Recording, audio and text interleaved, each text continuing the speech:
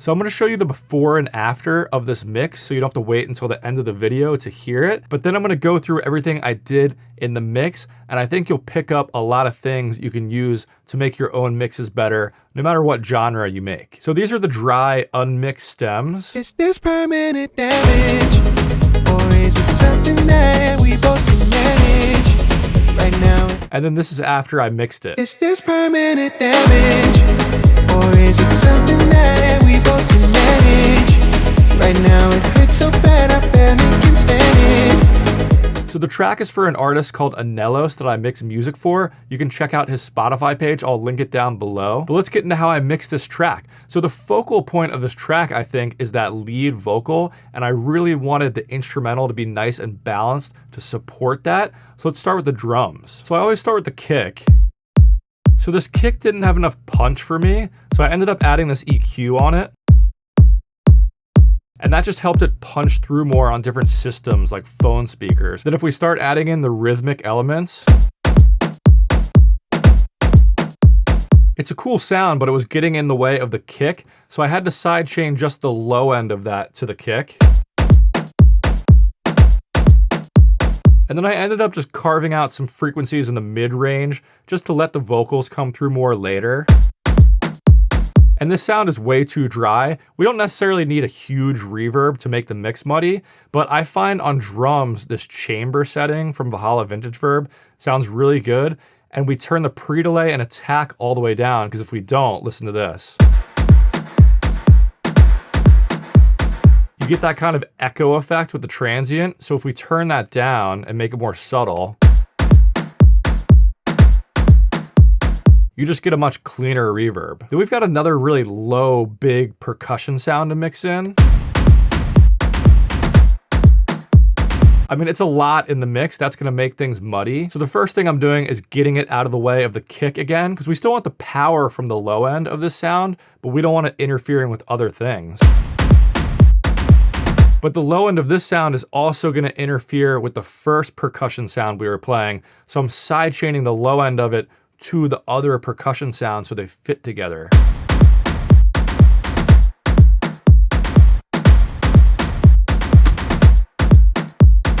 And then I added just a slightly bigger reverb on this sound. And then we've got a few different shakers and high percussion layers. And for me, these are more about mixing in the volume than trying to do anything overly fancy to them.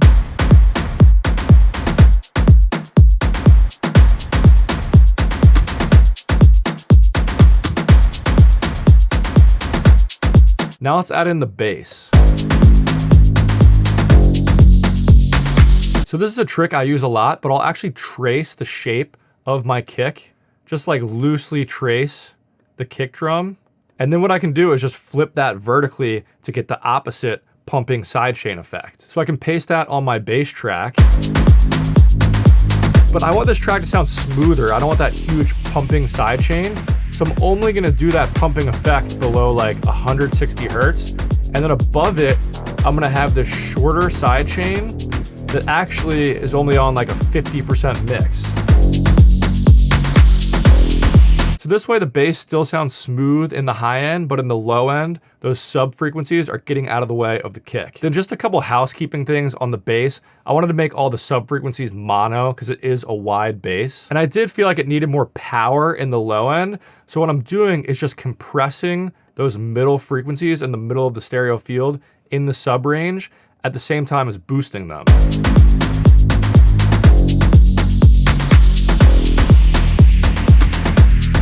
Then of course those low percussion hits are like the driving rhythm of our track. So I actually want to get the bass out of the way of those low hits with some spectral EQ sidechaining.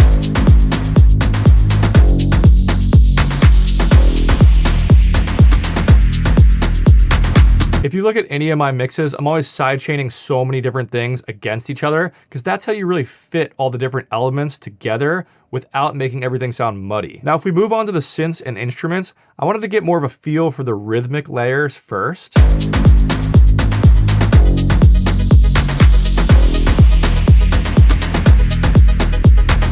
That's more of a background sound, but it's really nicely driving that rhythm. And then we have this other layer below it.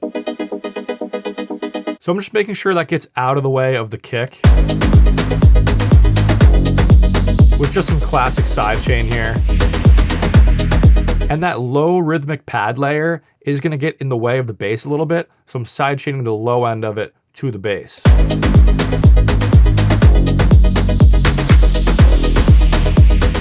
Then we've got this little rhythmic pluck layer. It was just sounding too thin, so I boosted the mid-range of it. And it was sounding too dry, so I wanted to put it in an interesting space with Valhalla Future Verb.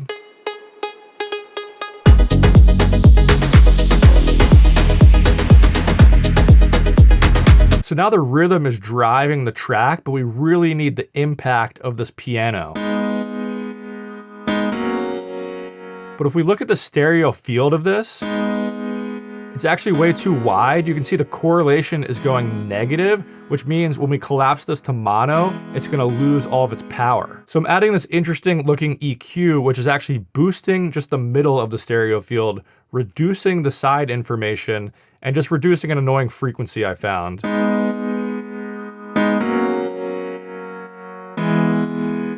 And then I do want this piano to sound big and full, but I don't want to take out all the power by low cutting it, so I'm just side chaining the low end to the bass instead.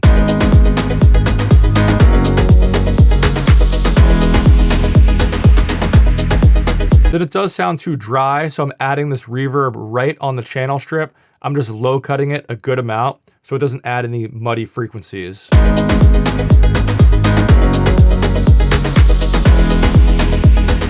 Then we have these big brass stabs. And I really wanted to bring out the power in those with this EQ curve. And I know I'm low cutting that, but that's just to get out of the way of everything else that we've already done. Then the most important part to mix in now are the vocals. Is this permanent damage? Or is it something that we both can manage? So you don't want to overthink vocal processing. You just want to be able to clearly hear every word and have a nice balance between the frequencies. So the first way you do that is obviously with compression. Is this permanent damage? Or is it something that we both can manage? And the goal of that is just to turn down the loudest words and not really affect the quietest words. And then we move the whole signal up with the gain knob at the end, the output gain. And I do like to compress in stages sometimes, so I'm just adding a little bit more compression with a different compressor after that. Is this permanent damage? It's just making it a little stronger. And then the tone of this vocal already sounded pretty nice to me. I just wanted to balance it a little more. Is this permanent damage? Is this permanent damage? So I'm just using some different spectral EQ bands to turn down any frequencies that come in too hot. And especially this region around like 3,000, 3,500 hertz, there are some harsh frequencies. So I'm reducing that area more.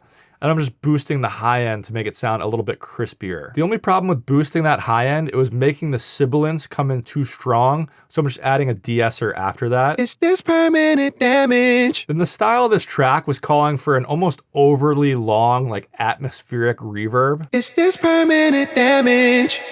Or is it something that we both can manage?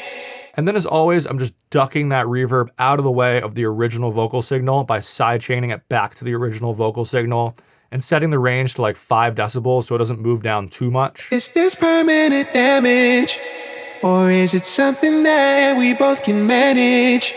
So now I'm gonna play the vocals with the full track so we can hear how it sounds. And mixing is really about a bunch of these small changes that add up over time to make a big difference in the end. And that's why I kind of struggle to make YouTube videos about mixing, because like I love to watch like 10-minute YouTube videos. I think that's the sweet spot for length on YouTube, or at least for me. So I'm trying to show like these mix transformations, but not take up too much of your time because I don't want to waste your time. So let me know if you like this format or not down below and I can do more of them, but let's listen to the full track now. Is this permanent damage? Or is it something that we both can manage? Right now it hurts so bad, I